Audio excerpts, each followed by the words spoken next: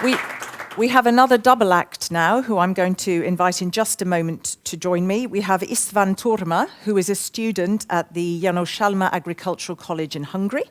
He's studying to become an agricultural mechanic, and he is accompanied by Sári, who has been teaching students who may come for 30 years. Right now, she is particularly focused on training people who are living in disadvantaged rural areas so that they have a better chance to feature in the labour market. And just so that I can get people set up, are you presenting in Hungarian or in English? In English? It's okay? Okay, because there was a huge rush with the headphones the last time. So please do come here, and I will allow you to juggle between yourselves. Don't be nervous, it's all great. And hey, look at this lovely room. All these people are agog to listen to what you're bringing. There we go. So good morning. It's a privilege for me to be here with you. Thank you. So the title of our presentation is Innovation in Agricultural Education. First of all, let me introduce my school in a couple of words. I teach in a vocational school in a small town in the south of Hungary. And like many schools in Hungary, we are in a situation when the development of agricultural education causes a problem because we don't have appropriate financial resources. That's why sometimes our students aren't motivated enough, because in most cases, like the speaker before us, in most cases, students' farms are better equipped than our school. That's why we had to find out something to motivate and to keep our students, something to give effective and adaptable knowledge and information for them, to ensure alternatives in case of lack of educational conditions, to fit in requirements of the continuously developing market, and if it is possible or if it is needed, to eliminate distances. But what does innovation mean for our students? They want something practical, something interactive, something realistic, because they want to act all the time. So they don't like theoretical things too much. And something that is easy to use both for the students and the teachers. I put a smiley here because it's easy to use for students, but the 50-year-old teachers, it's harder. And we wanted something location and device independent. And we wanted to make our students enjoy learning, and we wanted motivating surroundings to make education as an experience. And finally, we found a solution with the help of Ministry of Agriculture and PICS. We are developing teams work. The result of this process was a virtualized practical training. It has VR elements, and it is not similar to any of former teaching methods. We got a special classroom, 2-3 square meter playgrounds, not 2-6, sorry, and 13 goggles, 2 projectors, and a monitor. And let me ask István speak about how to work with it. What will make generations in the agriculture? We would like to touch, hear, and see the agricultural machines. We prefer activity and practice to books and libraries. Learning from books seems to be old school for us. What if I say we are able to see a fixing process or a machine exhibition within moments? I turn on the goggle, select an empty space, I can move, I am able to check a part of a model in a nice and comfortable surroundings. It is cost efficient, as we don't have to travel or buy anything. It is easy to learn the program. The teacher can help a lot as a coordinator. And how it works? The instructor can see what happens inside the goggles. He is even able to give help.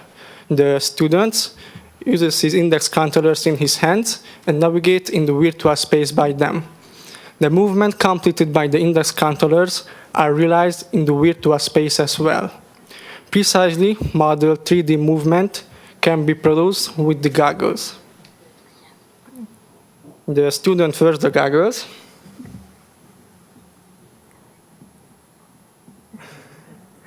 Takes the controllers and start the program. The task can be selected in the menu. We have to decide if we want to practice or check knowledge. We are able to report using the cursor. We get to the place where we can start the working process. The program contains a workpad. There can be found a tape measure, a rag, a grease gun, a wrench, and a spanner. We are able to lift them with the help of the triggers. We constrict the triggers, and we go to complete the task. We have unlimited time, and we don't have to be afraid damaging or breaking anything. We are able to present things via virtual reality that we cannot meet in the real life every day. We needn't examine the world only from one point of view, as we are able to see everything with the help of the VR. Thank you.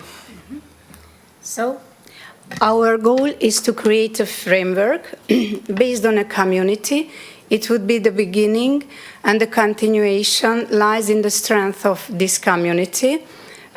This framework has 4 pillars. The first is education. It means that all of the curriculum and knowledge would be placed into the goggles, and everything could be reached from a menu of a goggle. The second pillar is pre-reviewed program library with skilled and expert people. The third is modeling through cooperation. It would mean a network of schools and companies. All of them would share their existing knowledge or their existing and completed models. And it would be a library, and all of this network could reach the material for free from this program library. And the fourth pillar is inclusion of producer companies. It would be beneficial for the companies as well, because it is a marketing service for them. And if our students work with their models, they can become their later or future consumers and buyers, you know. And if they learn with these models, they will have an up-to-date product knowledge. So our students will become an efficient workforce immediately appearing on the labor market. And it is beneficial for schools because it is the cheapest way to get the machines for the education. And maybe VR may not mean an innovation for many of you, but the way we would like to use it in the future, it is an innovation in agriculture and education. Thank you for your attention. Thank you. Thank you. Brilliant.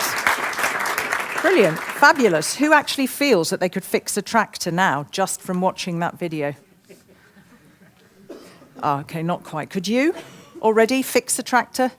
Yeah, fabulous. Okay, I've hogged all of the questions. Just checking before I move on to our last speaker. Does anybody have a burning question off the back of this? Yes, the gentleman here. Just want to know, do the teachers produce the VR environment themselves, or it has to be bought from a company? Sorry, I'm Anders Nielsen from Denmark. We need companies, and the company helped us, but there is a program. I'm not an expert, but if we have this program, then if the teachers move their hands, they create a program with these movements, and you saw these lines, these blue lines. When they practice, they can see the lines, because these lines helps how to do it, but if there is a test, it happens with no lines. But the teachers make the programs, yes. Thank you. And just out of interest, sorry, anyone else? Beg your pardon. No? And just one thing I wanted to pick up on for the briefest. You said, you know, the theoretical, we don't like the theory stuff, and books to us is old school. My own face kind of went, at that, but fair enough. Okay. Is there a need, though, to get that theoretical stuff in, you know, the entrepreneurial side, the management side? How do you tackle that? Do you sell the VR stuff first and then you... No, so we need theoretical base at first, in my opinion, and then they can practice. So it's really important. Okay, yes. Interesting. Thank you so very much, both of you. There might be a question or two. Please kindly take your seats. Thank you.